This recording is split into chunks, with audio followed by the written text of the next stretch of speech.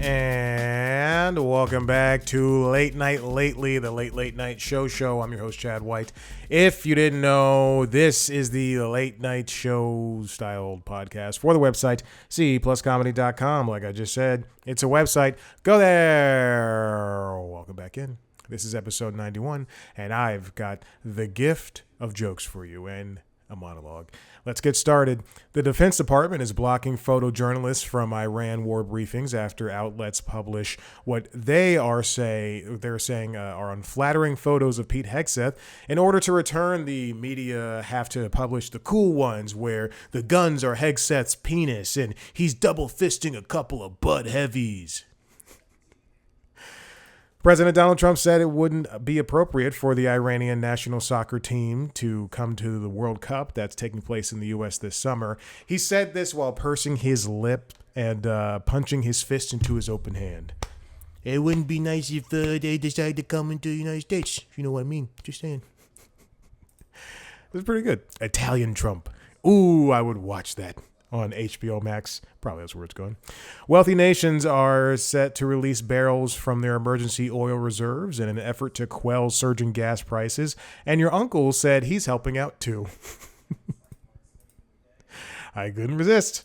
Neither could your uncle. Jake Paul joined Trump on stage at a midterm rally in Kentucky and later posted a video of the two dancing together. And millions of people still wish he would have stayed in that suicide forest. And finally, the 98th Oscars are set to take place on Sunday, where Ryan Coogler Sinners leads the pack with 16 nominations, while Paul Thomas Anderson's One Battle After Another has 13. Meanwhile, Timothée Chalamet has lost the old miser vote. And that's all the jokes I have for you. It's not as many as it usually is, or has been in the past couple of weeks, but damn it, I decided that that's the jokes I'm going to go with. Those are the jokes I'm going to go with. You might hear golf in the background. I do have golf on. And if you're watching, I don't know if people don't watch Late Night Lately. Well, they watch it more than they watch LinkedIn logs. I'll tell you that much. But if you're watching the video, you might, and you're in the future, and you saw an interview that comes out after this video is posted, you might notice I'm wearing the same shirt. I was too lazy to change. Anyway, golf is on in the background. I'm watching the Players. I believe it was called the Players Championship. Yes. It's happening right now at TPC Sawgrass. Just watching my boys play. I heard, and this is something I don't like.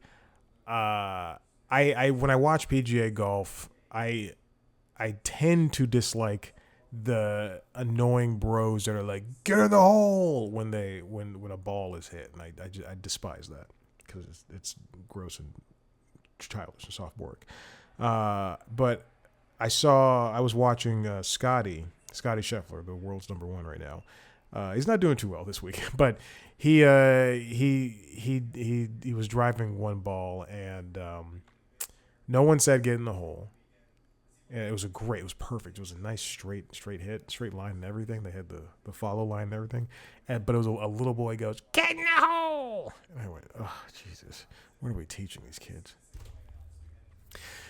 Okay, let's talk about what happened this weekend. Late night. On The Tonight Show. I don't know why that pause was so long. Kit Harington sat down for an interview, and so did the wonderful Hillary Duff. My goodness gracious almighty. Ugh. She's been beautiful for decades. And I can say that because I'm younger. So I had a crush on her when she was younger as well. Viola Davis showed up to talk about her book as well. Joe Coy was there with Gabriel Iglesias, and I'm sure he blamed his writers at that point too. Emma Chamberlain, Uma Thurman, Sting was with Shaggy, and they did It Wasn't Me. But they also performed a medley. Minnie Driver and Ruthie Rogers, too, showed up. And then I can just close my laptop. On the Late Night with Seth Meyers, it was another week of that. Sorry, I'm scrolling to the bottom. Cillian Murphy sat down for an interview, I think to talk about that Peaky Blinders movie. Yeah. Maggie Gyllenhaal was there. Yes, I'm sorry because you watch all of these late night shows and I saw Maggie Gyllenhaal last week was on Colbert and then as she showed up here, I'm like, wait a minute, that's not right. Amber did an Amber Says What. Nicole Wallace showed up for an interview too. I love it when Seth talks to people from Miss Now, but people who aren't actors or comedians. It's wonderful and it's refreshing because it is a comedy show, and he talks to someone who's in the news or who's writing books or something. The same thing could be. That's why I say that about Colbert too. I don't know if Kimmel doesn't do that a lot, but he should more often. And Fallon talks to pretty much everybody. So Rebecca Ferguson showed up. Joe Santiago and Frank Alvarez, who I still don't know who they are. I did not watch the interview. I don't watch every single second, and I don't watch every single interview. Kurt Russell was there. I did watch his interview. Mark Jacobs and Sofia Coppola were there. I did peek into that. I'm not going to tell you every interview I watched, but I did want to see Sofia Coppola. So beautiful. Kristen Chenoweth and Tom Blythe rounded out the week. On Jimmy Kimmel Live, Leslie Odom Jr. showed up. He also talked about he's going to be on Hamilton in London, playing Burr again. He did come back and played Burr, and he played Burr for a couple of stints here in America a couple of months ago. Excuse me. Olivia Munn was there for a nice lengthy interview. Harrison Ford was there. Jimmy had a great week with guests. I'm telling you, it felt like Sweeps Week. And Bebe Rexha performed. The creepiest way I could say it. Bebe Rexha performed. My goodness, she performed, didn't she? Yes, she did. Harrison Ford's interview was great. Although news outlets tried to make news of some things he said, and it's truly nothing newsworthy. It's just, Hey, I saw what was it on Entertainment News? Is that what it's called, or Entertainment Weekly? Access Hollywood was canceled today. It's crazy. Karamo was canceled today. I didn't even know that show was still going on. I thought Karamo. This is a little inside baseball. I thought that show was syndicated. Karamo Brown from Queer Eye, the reboot of Queer Eye. He has a syndicated talk show, and it was what I assumed. This is what happened. I assumed that because this is what happens with syndicated shows. It was in some markets, like a very small subset of markets, and then it was, I guess, renewed for a full season or 2 seasons or whatever, and now then people could get it around the United States, not in every single market, but people could watch it. And I thought that show was canceled years ago. I truly thought it was canceled years ago. I had no idea it was still going on. Also, the Steve Wilkos show was canceled. Again, I thought that show was canceled years ago. I thought when Jerry Springer left, Steve Wilkos' show was on its last legs. Remember, Steve Wilkos was the bodyguard for Jerry Springer. Anyway, but I saw a headline on Entertainment Weekly, I think, or whatever, and it was like it said Harrison Ford admits he's made love to the soundtracks of his movies. I'm like, what do you? Jimmy said that as a joke, and then Harrison Ford went along with it. Anyway, Sarah Chalk was there, and then Jimmy also. He had 4 excellent interviews this week. I'm talking Jimmy Kimmel had, like, truly, I enjoyed the specific 4 in Leslie, Olivia, Harrison, and his last one, Conan. He did a good interview regardless. But Conan, he spoke to Conan talking about the Oscars and just everything around late night and stuff like that, and it was good. Then there was Matthew Fox, Bunny XO, and Will Forte. I don't know why Bunny XO is getting all this notoriety. Yes, she has a memoir out. And the memoir is becoming a fucking movie, I think. It's ridiculous. Will Forte's interview was great, too. He has his kids on his socks. It's sweet. All right, let's continue on with Colbert. He spoke to John Lithgow. He did some sort of Armin OK video. He also spoke to Paul Reichhoff, excuse me. And Dave Matthews performed twice, which was wonderful. Michelle Pfeiffer, and then he was sat down for an interview, Dave Matthews. Clarissa Ward from CNN was not there. She did an interview over the video. Pete Holmes sat down for an interview. That audience was not a Pete Holmes audience. I'm going to tell you that much right now. I love Pete Holmes. I think he's very funny. That audience is, they love the broadest of comedy. Dan and Peggy Reeder performed. Robert Smigel was there. And I'm sure that audience did not like Robert Smigel. I did not see the interview, but I'm sure they did not like him either. Wanda Sykes also performed. And then this is like the quickest Colbert questionnaire. Remember, I don't watch the Colbert questionnaires, but Conan's questionnaire aired as well. And he also did a Meanwhile. On Last Week Tonight, John Oliver covered USAID, which I thought was pronounced USAID. I've been saying USAID. I believe CNN says USAID too. I used to work at CNN, so I still watch a lot of CNN. And there's no Daily Show. When did I realize there's no Daily Show? It was, I think it was Wednesday. And I went, oh my God, I didn't see the Daily Show this week. And I went to YouTube TV and I went, oh, okay. And then I triple checked on YouTube because sometimes YouTube TV does not do what it needs to do. All right, let's go into the topic at hand.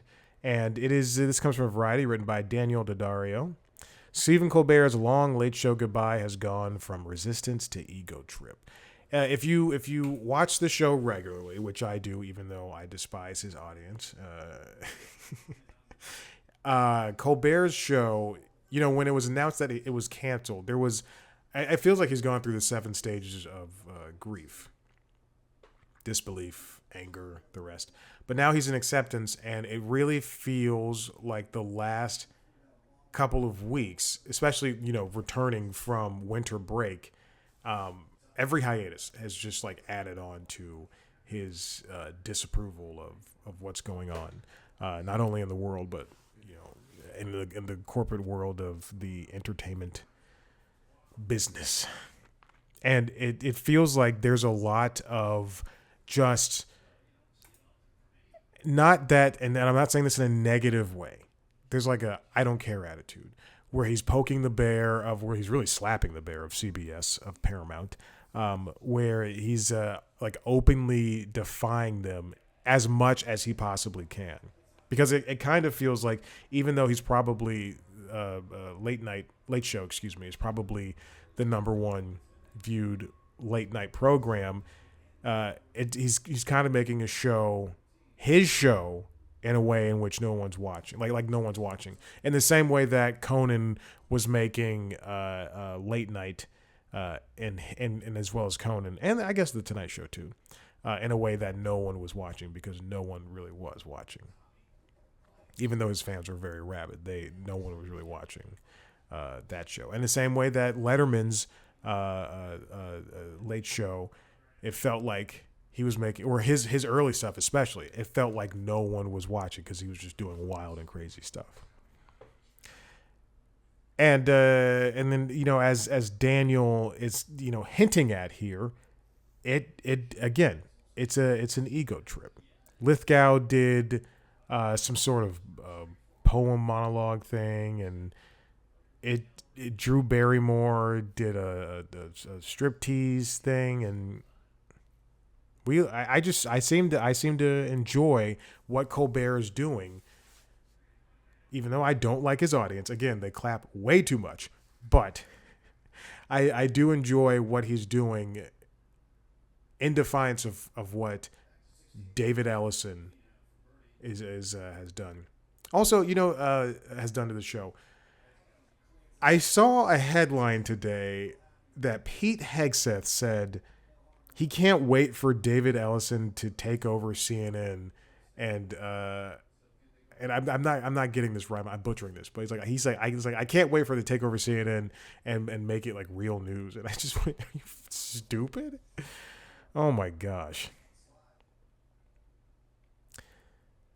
And then, on the other end of things, this comes from the Hollywood Reporter, written by Alex Weprin.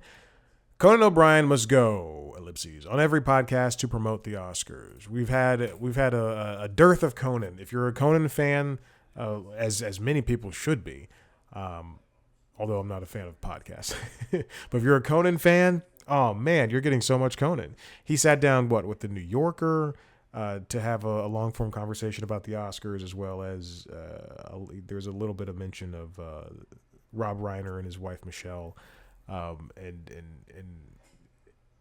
And he's also been touching a little bit of late night, as I mentioned previously, prior.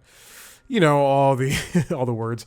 He was just on Jimmy Kimmel. It also looks like Jimmy Kimmel will be a presenter at the Oscars this year.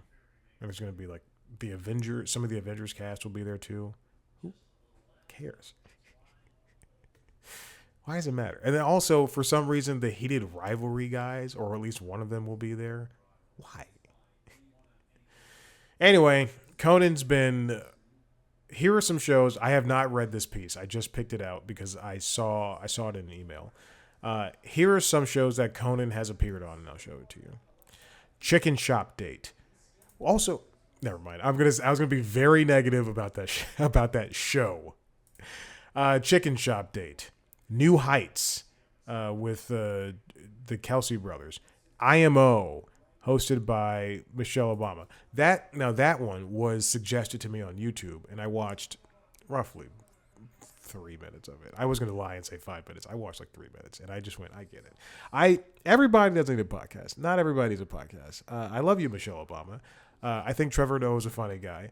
I think Neil Brennan's a funny... We don't need all these podcasts. And as I mentioned, the New Yorkers and Late Nighters Bill Carter. The fuck is Late Nighter getting podcasts for? What? I applied to write for Late Nighter. Here we are.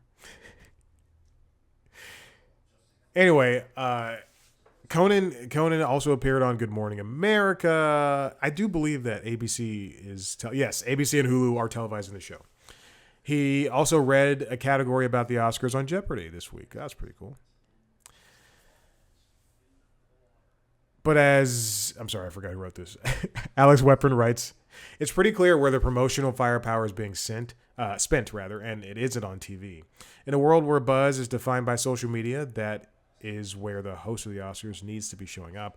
Last year's Oscars saw a 5-year high in the ratings, with some crediting O'Brien's relevance with a younger audience that knows him as the podcaster, not the late night host. And I also, want to reference this, and in the same way that Alex referenced with the title of this piece, Conan O'Brien Must Go. Conan's, travel shows, from those, even from his remotes, when he would just go around the United States with the show, and even after the show, touring with comedians and everything, he's a very popular guy because people just want to see him, and they want to see him be silly and be funny.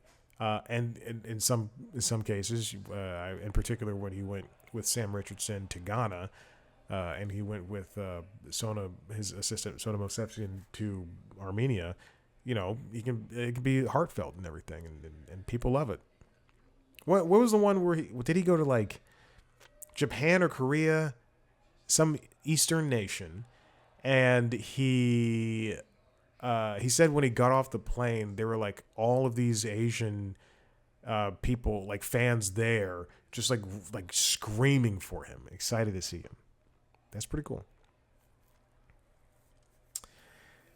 Just change the Team Coco YouTube channel to podcasts only, and then there's also a Conan O'Brien YouTube channel that's uploading stuff from late night.